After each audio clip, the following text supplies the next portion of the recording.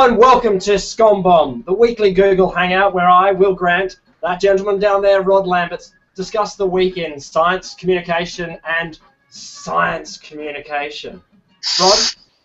Rod, I want to say how are you, but first of all I want to know, have you been abolished by the budget? I've been downsized and my efficiency dividend is at 9,000,000%, but I think it's going to be okay because I'm pretty efficient. I'm too busy laughing at Twitter and what Christopher Pyne did in Parliament today. What did Christopher Pyne do in Parliament? He suggested the honourable leader of the opposition is a slang word for feminine parts of the anatomy. We've got a leader of the opposition? I wasn't sure. Do we? Well, apparently. Well, the person standing in front of him at the time. And Bronwyn Bishop was so upset that he used the C-bomb that she said, please use the appropriate title. And that's not the appropriate title? Well, it depends on your point of view. But I'm very impressed that Parliament has come to that because at last it's interesting. Well, I assume the rest of Parliament this week has been a very exciting week talking about the budget. Do you know if funding came through for SCOM going over the next forward estimates? We've been allocated $4.5 million over the next 3 months, which I think is pretty good. We can probably work. Right. And I think you know the best bit about that is with that kind of money, that's how we got today's guest. Did you know that? Did we? Because we're billionaires. Sarah, this might be news to you. You're getting $14.5 billion. Welcome. Who have we got this week, Rod? We have Sarah Keenihan, PhD, who's like, as I've said before, she's like a SciComm boss, man. She knows what's going on. She's been doing it forever. And she even did it while she had children and stuff, and effectively, which I can't even imagine. How are you, Sarah? I'm good, thanks, Rod. Is that it? You're just good? No, I'm very well. I've had a typical day in my house, really. Child wrangling early and delivering them to school, and then I come home and start hammering away at whatever I'm working on at the moment. What are you working on? At the moment, I'm writing a history piece, actually, for a magazine that's produced in Adelaide. Yeah, so a bit of a sideways step, but very interesting. So not science? No, but I often manage to pull in a bit of science into other. I can't help it. I look for the sciencey angles in whatever I do, so a little bit of science probably will sneak in. So you're on like the history of the Adelaide Hills stoichiometry, just in brackets or something like that. Yes, it's a history of a small town in Adelaide, and of course, as in many places in Australia, there's a bit of mining involved. So I've been talking a bit about mineral. Yes.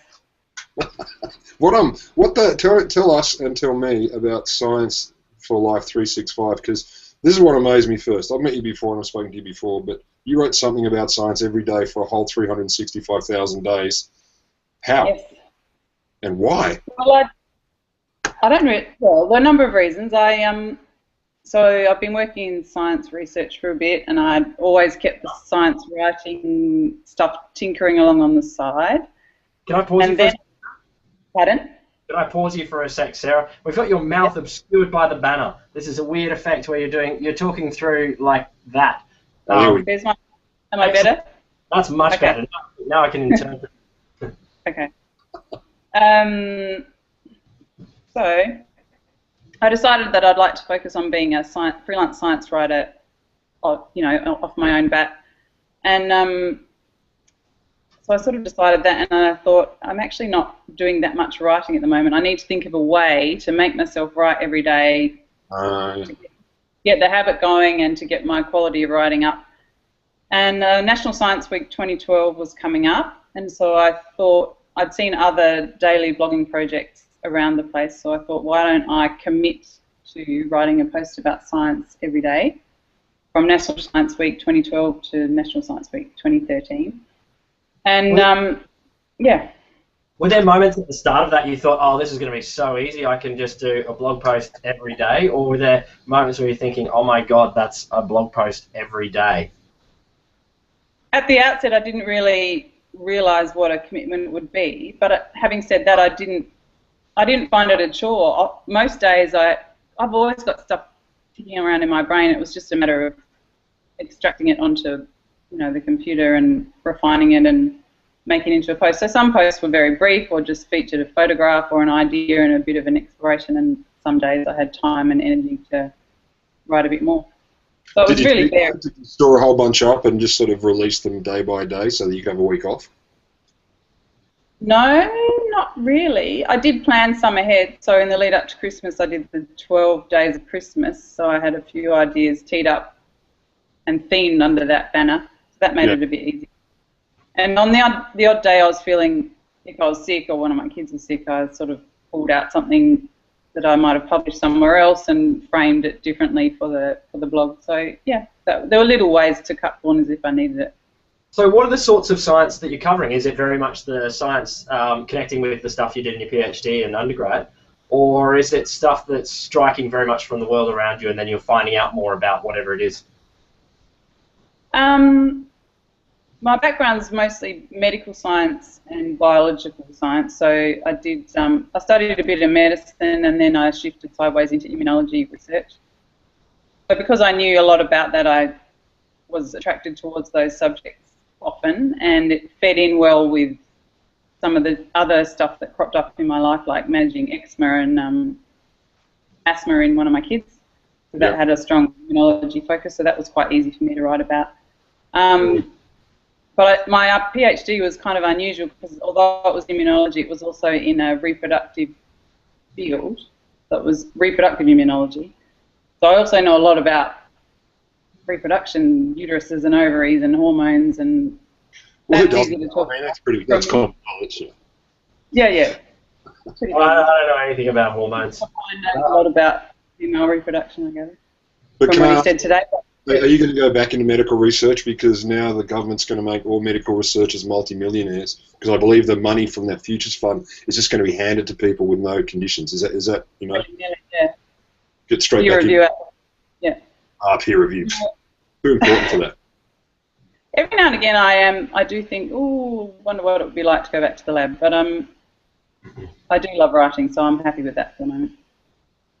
That's fair. Yeah. So what do you miss about the lab? Because I'm curious about people who've stepped out and think it's better on this side. What's the good bits?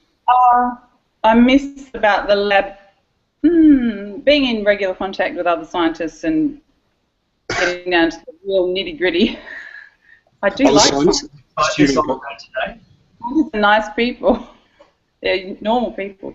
But just the camaraderie of working in a lab and having a beer together at the end of the week, that sort of thing. And honing down and answering one particular question and designing experiments to try and answer a question. So wait. Brilliant. So what you're saying is part of the reason you left the lab is because of the inherent alcoholism in lab behaviours? Or is it binge drinking? Not much to maintain that in my home lifestyle as well. So I've never heard of a writer who has ever had a drink, so I guess that's a clear delineation there. Publishers won't accept their work. Yeah, fair enough. So did you ever wake up doing this 365 days of awesomeness and just think, I just want to fucking kill myself, I've got no ideas, science sucks, if I ever hear the word science again, I'm going to start shooting my children? Like, was it ever horrible? No. No? I think one of the reasons I started the blog was to make myself write every day, but another reason was because I really strongly believe that even though I'm not working as a researcher anymore, my science education has made me who I am, and it helps me it makes me who I am. It helps me see the world the way I do. It helps me make decisions the way I do. I look at evidence about all sorts of things from a scientific perspective. So I don't see science as an isolated thing. It's just part of me and my world. So I don't hate it at all. It's just So how did I could never get something out of me because it's in me now. Wow, there you go. You need that on a t-shirt. Science, it's in me now. Like a little alien head coming out of your chest or something like that, ready to pop out. So how did you change your writing then? The goal was to polish and perfect and improve your writing by forcing yourself to write every day. How do you feel it has affected your writing now? I mean, say this article you're working on now, the history of this town. What's it done to your writing that would have been different 2 years ago? I think I have a better feel for what works from the point of view of a reader because I received feedback on the blog regularly, because I posted the blog on a WordPress site and as a Facebook community. So I had immediate feedback on what worked, what people were reading. I had comments or just looking at the number of views. So I was like, okay. So if the first couple of sentences are really good, it's helpful. If you add some personal context, it's helpful. That sort of thing.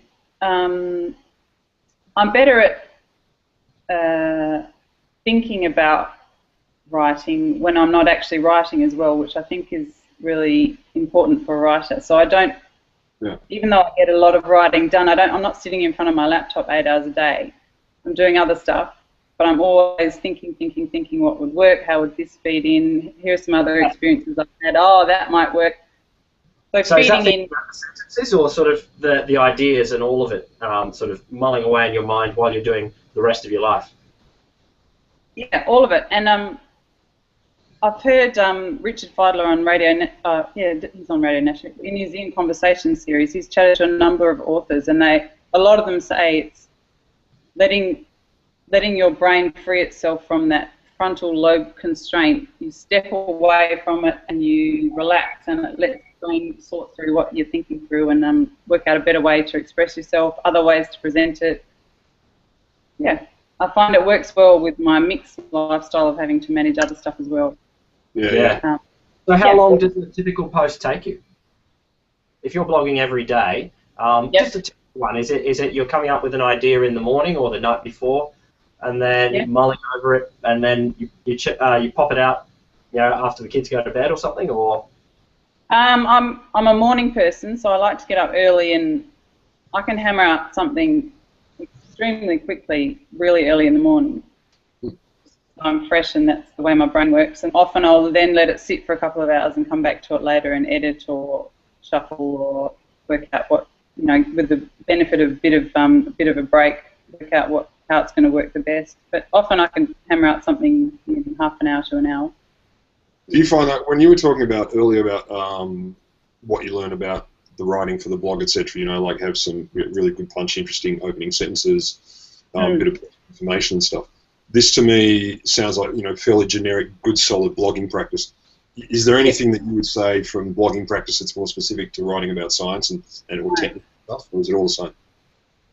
I think that probably most relevant to my blog, there's a lot of science blogs out there which are fantastic, but often purely science. And I think one of the things that worked for my blog was that I managed to tie the science in with my normal life. Yeah. And readers, I think, love to see the person behind the writing. Yeah. So, just a simple matter of I've been up 4 times overnight because of my kids' allergies. So I decided, right, I'm going to work out the best way to tackle these, or talk to the doctor, or so just weaving a bit of my own personal battles in with the actual science. Another good example is I've got a beautiful quince tree in my garden, probably about 100 years old, I think. And when you grow quinces, they're a beautiful pale green colour, but when you pull them off the tree and cook them for 8 hours in the oven, there's a chemical reaction that takes place and changes them into that beautiful deep ruby colour that you see in quince paste. Which you may I'm really hungry. I'm really hungry right now.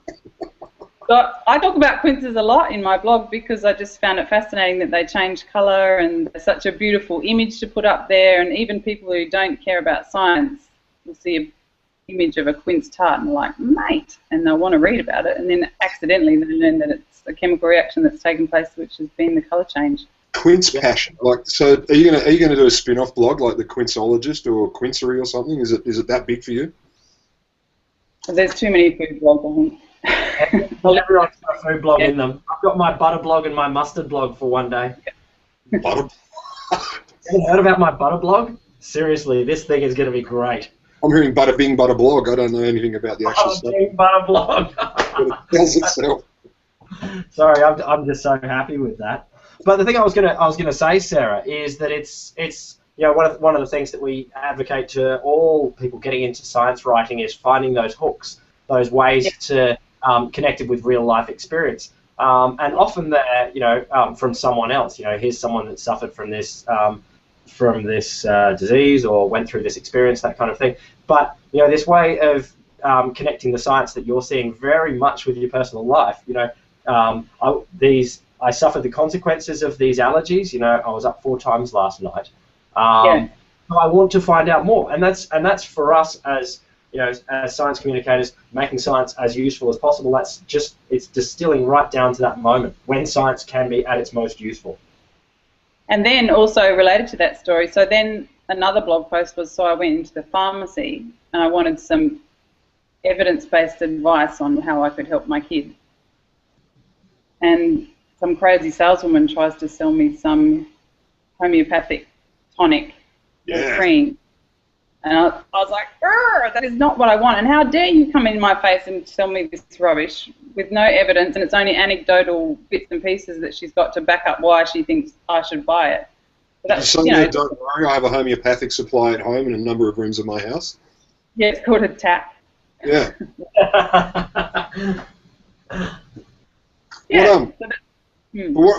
What are the hot topics other than quinces? I mean, I don't mean to drag you away from your passion, but other than quinces, what else has been popular? Another passion of mine is beachcombing. So we go to the beaches of York Peninsula a lot, our family, and my husband fishes, and I walk over the beaches and analyse them and look for trinkets and treasures, and the kids do that with me as well. And I'm a little bit obsessed with it, really, because pick up garbage on the beach. That's how you treat your children on a holiday. We find cuttlefish bones, we find nautilus shells, we find shark eggs, we find all kinds of shells, all kinds of fish bones, seagull breastbones, fish skulls, all sorts of things. And it's just an entry to great conversations about science and what lives in the ocean and why are there more cuttle bones at this time of year compared to earlier in the year. Okay. And that's popular stuff? Sorry? I said, is that popular stuff on the blog then? So people are keen to read about the beachcombing adventure? Definitely. There was a great example of a beachcombing blog post over Easter. So we're all down at the beach over Easter, and my niece found this thing. And she said, what is this? And I said, I don't know. And it was clearly made of bone, but I had absolutely no idea what it was, even though I was an avid collector of beach items. I'd never seen one like it before, so I took heaps of photos and I put them on Twitter and Facebook and asked everyone, what is this? Who's seen this? So there were scientists and also just other family members and friends weighing in with their opinions as to what it was. Yeah. And even a shark expert from the USA, I sent it to him via Twitter as well. He didn't know what it was. That's amazing. What was it? Yeah. What was it? You kidding? In the end, I tweeted the South Australian Museum and said, anyone there would know what it is? And 3 days later, one of them replied, and it's the front bone from a snapper. But it's incredible because it's really big, and it's sort of got an end which looks like a spine, and there are holes that you can see where the nerves come through. But if you've ever seen a South Australian snapper, they get these big bulbous noses. So everyone went, oh, it's the bone from the front of a snapper. So it was kind of cool that no one knew what it was, but then one of the fishy experts at the museum said, yep, this is what it is. That's so kind of really amazing story about told by social media at the bottom of York Peninsula. It was cool. Yeah, it's amazing connecting with all of those experts out there that 40 years ago you're beachcombing and you'd see something. Best case scenario, you can look it up in an encyclopedia perhaps, and you've got Buckley's chance really, unless you are an expert. But now having the tools at your disposal and the scientific principle to say, okay, let's start isolating things that it could be or not. That's a really great story of showing the power of social media these days. Yeah, it was. Look, it is, but I don't want to be a downer. But I got to say, for the story to end with, it's just a fish head. I mean, I was hoping, new species, alien stuff, or even funny. It's Cthulhu. Cthulhu. Stuff that we don't know. Fatagan. What? Yeah. The thing I want to ask, because where you're telling that story about beachcombing, connecting with your kids, do you feel that putting science in your everyday life like that, does it rub off on the kids, or do they think, oh, mum's just gonna bang on with some scientific explanation again? Yeah, they probably do a bit of that, and I did the same. My dad's a geologist, so whenever we went camping, You inherited science. Oh, Okay. oh, look at the striations. Ah, shut up, Dad. But I don't think they're too overwhelmed with it. They just, Mum is a scientist, is firmly embedded in their head, and that's just, yeah, that's what she is. One of my recent Mother's Day gifts is a little Wordle with all these sciencey words that my son made. He's like, yeah, that's Mum. Cuttlefish. Don't they ever hits? Do your kids ever just go, oh, God damn it, more science, or whatever kids say? Phooey, more science? No, they're okay. Are you sure? Or is that the autist in the scientist talking like, I'm sure they're okay because they haven't complained loud enough yet? You could ask them privately. You might get a different...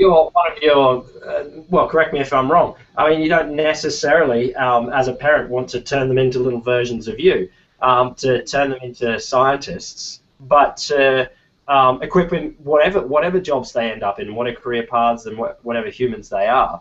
Yep.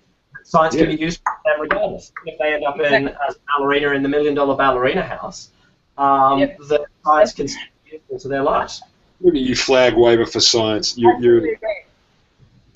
Even, just about choosing food, valuing their environment, being prepared to stand up for their environment, thinking about energy, you know, where's energy going to come from?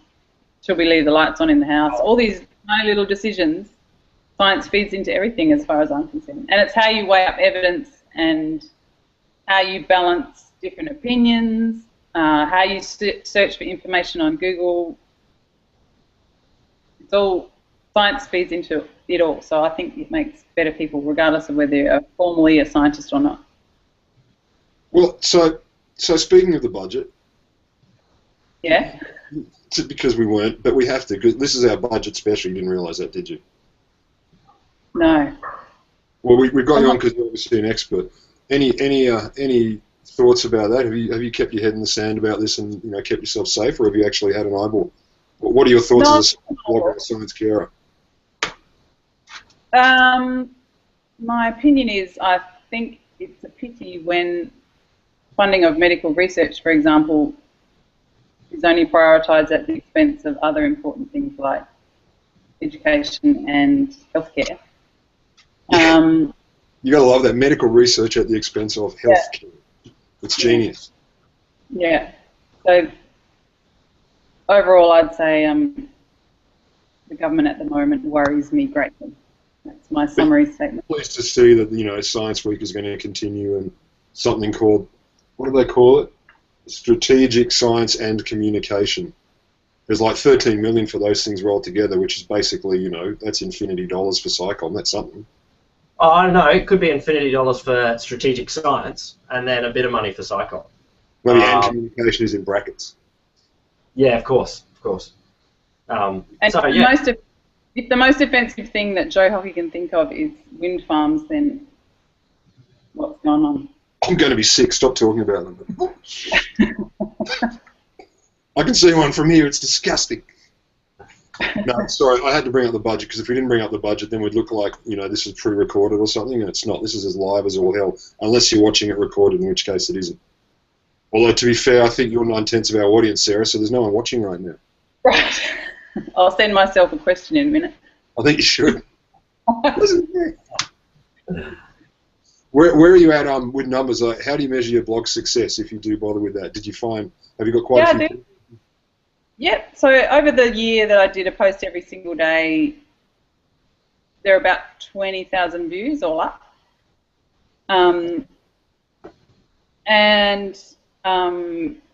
I sort of see the number of likes each post gets on Facebook if I'm looking at the Facebook aspect of it. And I found it sort of interesting over the year and more recently to track which kind of posts are more popular. So that's been interesting. And again, the social, family, personal stuff often rings a bell. But there's some more professional stuff that I've sort of entered into, and the professional communities that I contact over Twitter have been interested in those. So that's been good too. Yeah, how much do you want to react to what's done well and do more of that, or how much do you want to try and do some of the ones that haven't done as well and try and make them better? do you want to steer your audience towards what you think they should be doing, or echo your audience completely? Very good question. Ooh. Ooh. No, I think, yeah, it's tempting to go, ooh, they'll like this one, and just hammer it out because you think you know what people want. But I try not to let that shape me completely. And, for example, there was one post that I wrote in a fit of passion. It was quite a personal topic. And something happened, so I sat down and I hammered it out, and I was like, yeah, that's awesome, and I put it up. Did you get the angry fingers? Was it like this, and your fingers hurt at the end of the typing? Yeah, it was passionate fingers. Love that. And typing like a demon, put it up, awesome, got immediate feedback. Everyone's like, wow, this is amazing. And then about an hour later, I sort of sat back and thought, actually, that's quite personal. I'm not sure if I really want that out there. So I pulled it down. Yeah. And there were people who sent me messages, where'd that post go? I wanted to show my sister that. I wanted to show my wife because it was about, female things. And Wow.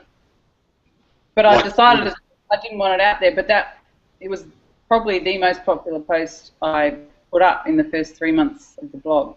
Yeah. So it's a good lesson about how to weigh up what's popular versus what you want to be out there versus what people want to hear. Yeah, it was an interesting... And what you're doing the blog for, I mean, people, we write for ourselves. We kind of write for other people, but often we write for ourselves. So, I suppose it would make you think about the extent to which you're doing this for you, doing it for other people, doing it for success, doing it for something else. So. Right. And it reflects on people around you as well. Yeah. You can't just... It's stuff in the public. And a really interesting moment there to make that decision when quite clearly, if you are overwhelmingly only focused on just readership, when you get people saying, oh, I wanted to show my sister, that's by definition, it's going to go viral. I want to show my sister, I wanted to show it to other people who aren't connected with you. But saying, hang on, that's not how I want to reflect myself, or that's not what I want, or whatever it is. And it's a really important thing to hold on to, but not always the easiest thing when, stats can be really appealing. Yeah. Yeah. Yeah. And I'm glad it happened early rather than later. What's the plan then? Like, what's your ideal next step if you had the next big thing or the next big idea, if you're prepared to share it, because there's a lot of espionage and SCOM bomb. People are watching and listening from you. What do you got in mind? What's brewing? Well, at the moment, I decided this year my focus would be on trying to get a bit of science into places that it might not otherwise appear and develop my writing capacity for like Parliament. Broader audiences. And so I did a feature writing workshop here at the South Australian Writers Centre, and I met some great people through that, and I've got a bit of work through that now, so that's fantastic. So that's, for example, the history piece I'm writing at the moment came out as a result of that workshop there and a contact I made there. So I'm focusing on getting some more and more professional jobs coming in, and yeah, I've got the blog. The blog's still going, and I've got a great friend, Kirsty, who writes a post every week. And it was a great thing that came out of the blog as well. She and some other people that I've made friends with as a direct result of the blog contacted me and said, "Oh, this is great. Oh, I love it. I love it." And I said, "Well, why don't you write one?" Because she seemed to just get it the way I got it. Yeah. Yeah. Well, that's good. That's something we often also forget. When we teach blogging here, often it's readership and numbers and things like that, and connecting on particular blog topics. That's great, but also building up really deep connections with smaller numbers is a really important thing to remember as well. Extending not just the thin networks, but the deep, rich ones as well can be such a valuable thing you can get out of social media and blogging. What do you got against thin networks, man? I don't know. Why do you hate the thin? I mean, you put on a few pounds, but you shouldn't start hating on the thin, dude. Nothing tastes as good as thin networks feel, man. Nothing tastes as good as thin networks feel? Yes. Look, it was a mixed metaphor. Look, I think we'll thank you very much for your attendance here on SCOM. Is there anything that you would like to throw out there now as future steps for Science for Life? Are you going to get there on Science for Life and write something now that says, "Oh my God, it's terrible the way, I don't know, Google Hangouts something"? I don't know. Where's the science in Google Hangout? We're talking. I'll chuck up a SCOM bomb post, don't worry. Yep. Well, thank you again. Rod, who do we have next week? Well, we have the Australian Queen of Crystallography next week, Jenny Martin. Now, I don't know much about crystallography other than I think you can predict the future with it. So I think it's going to be exciting. I'm going to ask her to read my fortune. I'm going to have to send her some pre-words. I thought so you it could be a hoot. Stop like deodorant or something like that. I thought that's what crystallography is about. Yeah, they stop you smelling and they tell your future. It's going to be profound. Awesome. Thanks again, Sarah. See you all next week. Thank you.